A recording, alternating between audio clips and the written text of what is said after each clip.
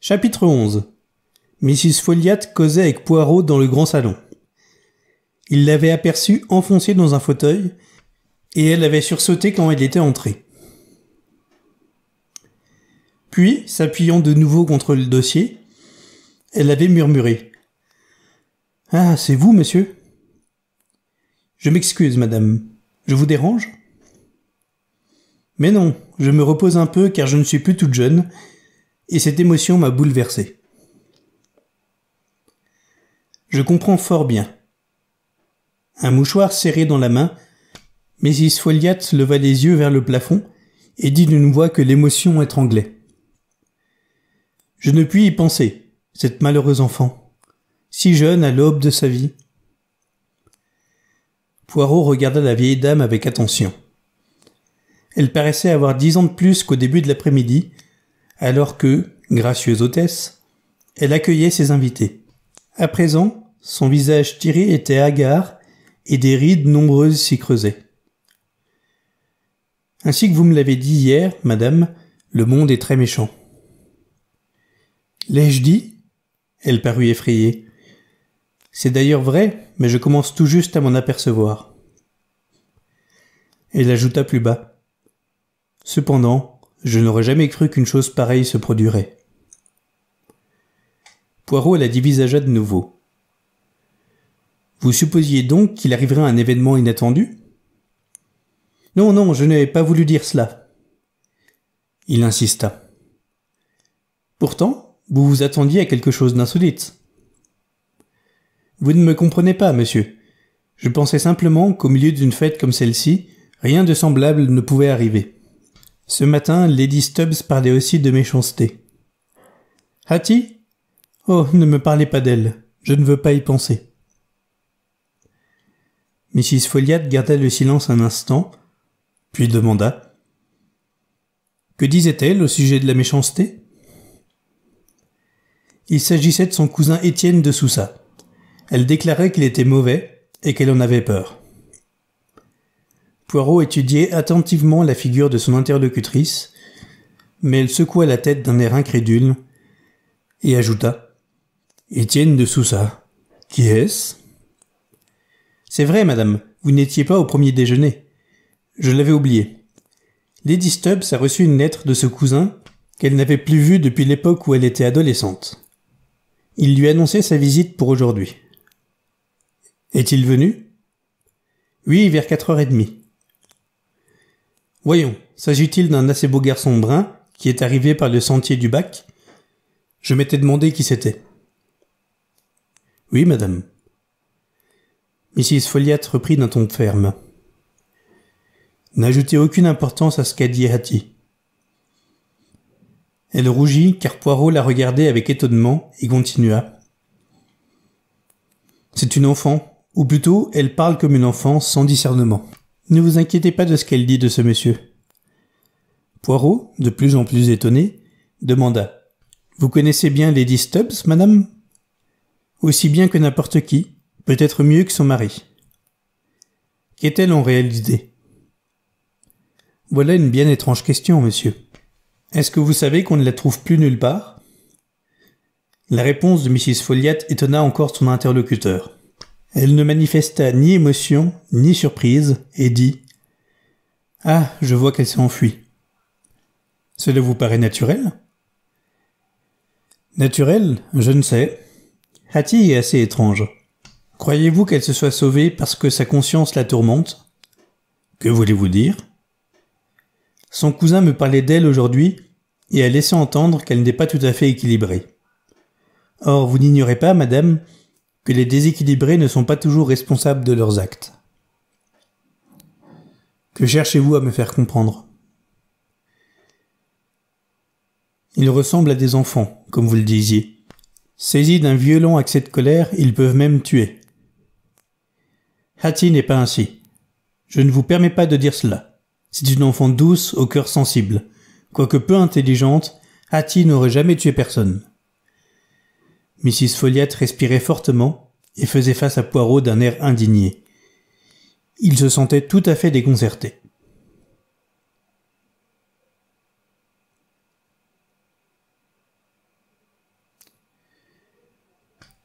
Le constable Hoskins interrompit l'entretien. Il annonça d'un ton d'excuse « Je vous cherchais, madame. »« Bonsoir, Hoskins, » répondit Mrs. Folliot, qui redevint aussitôt la maîtresse de maison pleine de dignité. « Qu'y a-t-il » ? L'inspecteur vous présente ses compliments, madame, et serait heureux de causer avec vous.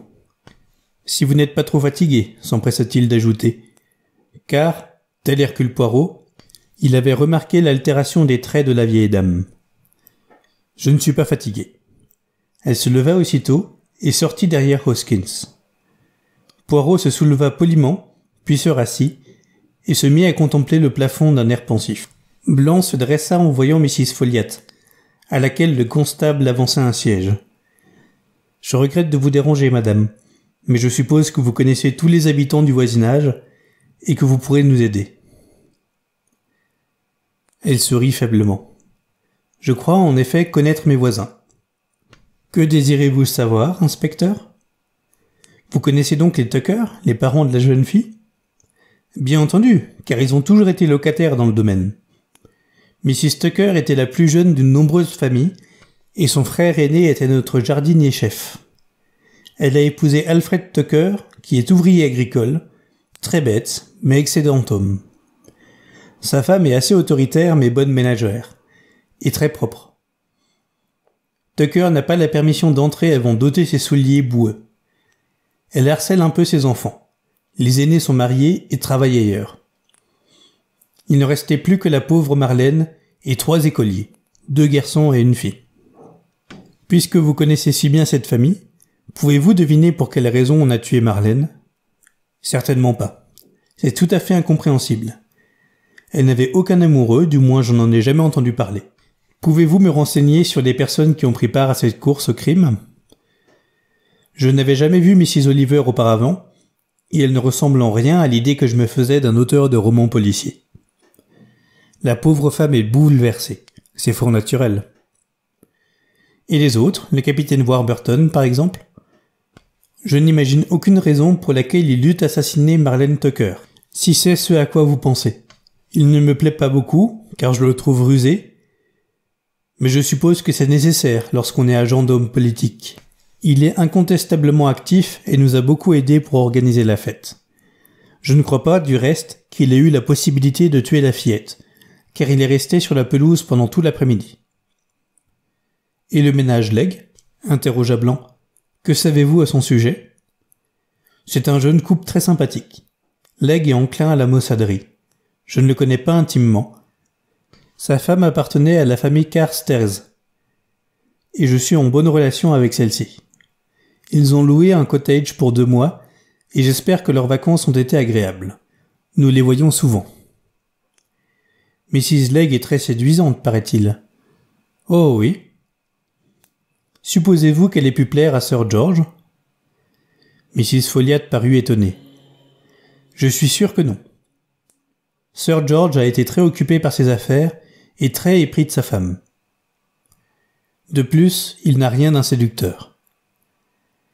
Il n'y avait pas non plus de flirt entre Mr. Legg et Lady Stubbs ? Certainement pas. Blanc insista. Vous ne savez pas si un différend quelconque s'est élevé entre Sir George et sa femme ? Il ne s'en est produit aucun, affirma la vieille dame. J'aurais été au courant du moindre ennui. Ce n'est donc pas à la suite d'une querelle avec son mari que Lady Stubbs est partie ? Oh non. Cette petite sotte, ajouta Mrs. Folliot gaiement, ne voulait pas voir son cousin, quelque phobie puérile. Et elle s'est sauvée comme l'eût fait un enfant. À votre avis, il n'y a pas d'autre raison ? Non. Elle reparaîtra bientôt un peu honteuse. À propos, ajouta Mrs. Folliot, qu'est devenu le cousin ? Est-il encore ici ? Je crois qu'il est retourné à son yacht, qui est à Helmut, je crois. En effet. Bien. C'est dommage que Lady Stubbs se soit conduite ainsi. Toutefois, si son parent reste encore dans la région un jour ou 2, je pense que nous pourrons faire comprendre à Hattie qu'elle doit changer d'attitude.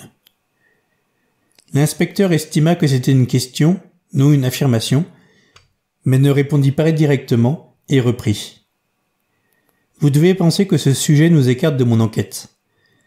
Mais vous comprenez certainement, madame, qu'il nous faut étendre nos recherches. Parlons de Miss Brewis. Quelle est votre opinion à son égard? C'est une excellente secrétaire, et mieux encore, car elle joue ici un rôle de femme de charge. Je ne sais ce que feraient les Stubbs sans elle. Était-elle déjà la secrétaire de Sir George avant qu'il n'épousât sa femme? Je crois, mais je n'en suis pas absolument sûr. Je ne connais Miss Brewis que depuis que Sir George est installé ici. Il me semble qu'elle n'aime guère Lady Stubbs. Je le crains aussi. Je crois d'ailleurs que ces parfaites secrétaires n'ont jamais beaucoup de sympathie pour les jeunes femmes de leur patron. C'est sans doute explicable.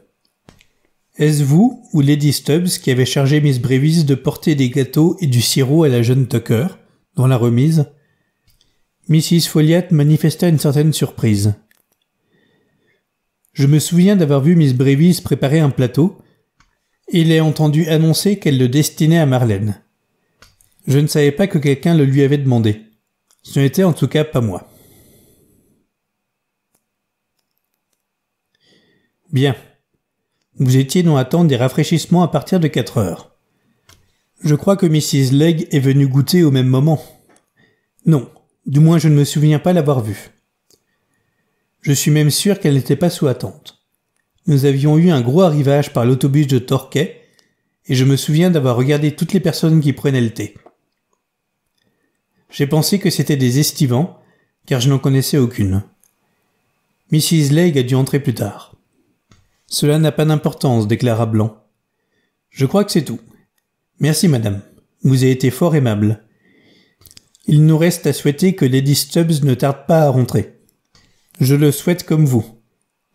Cette chère enfant s'est montrée fort étourdie en nous inquiétant ainsi. Elle s'exprimait avec bonne humeur, mais sa voix n'était pas tout à fait naturelle.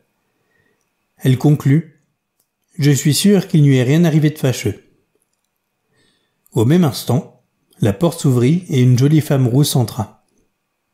« On me dit que vous me demandez, inspecteur ?»« Voici Mrs. Legg, présenta Mrs. Folliot. Peggy, ma petite, je ne sais pas si vous êtes au courant de l'affreux événement qui vient de se passer. »« Oh oui, c'est horrible, répondit la jeune femme, qui poussa un soupir et se laissa tomber épuisée sur une chaise, tandis que Mrs. Folliot quittait la pièce. Elle reprit. « Je suis désolée et la chose semble véritablement incroyable. Je crains de ne vous être d'aucune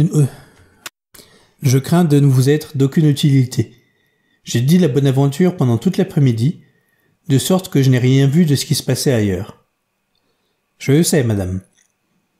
Mais nous sommes obligés de poser des questions classiques à chaque personne. Par exemple, celle-ci. Où étiez-vous entre 4h15 et 5h? Je suis allé prendre le thé à 4h. Sous la tente? Oui. On m'a dit qu'il y avait une foule immense. Avez-vous rencontré des amis? Quelques-uns, mais je n'ai parlé à personne. J'avais trop envie de boire mon thé. Je suis retourné dans mon antre à 4h30 et j'ai continué mon travail. À la fin, c'est inouï ce que j'en étais arrivé à promettre aux femmes. Des maris millionnaires, une carrière de vedette à Hollywood, que sais-je encore. Les voyages en mer et les rivales brunes semblaient par trop ordinaires. Que s'est-il passé pendant votre absence d'une demi-heure? Je veux parler des gens qui voulaient vous consulter. J'avais épinglé une carte à l'extérieur. Retour à 4h30. L'inspecteur en prit note, puis demanda « À quel moment avez-vous vu Lady Stubbs pour la dernière fois ?»« Hattie? Je ne sais pas. Elle était tout près de la tente quand j'en suis sorti, mais je ne lui ai pas parlé. Ensuite, je ne me souviens pas de l'avoir aperçue. Quelqu'un vient de me dire qu'elle a disparu. Est-ce vrai? »« Oui. »« Oh, déclara Peggy avec bonne humeur. Elle est si bizarre que le crime a dû l'affoler. Enfin, merci, madame. Elle sortit rapidement et croisa Hercule Poirot sur le seuil.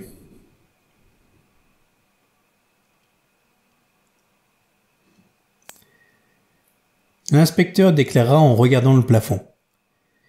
Mrs. Legg prétend qu'elle se trouvait sous la tente du goûter entre 4h et 4h30.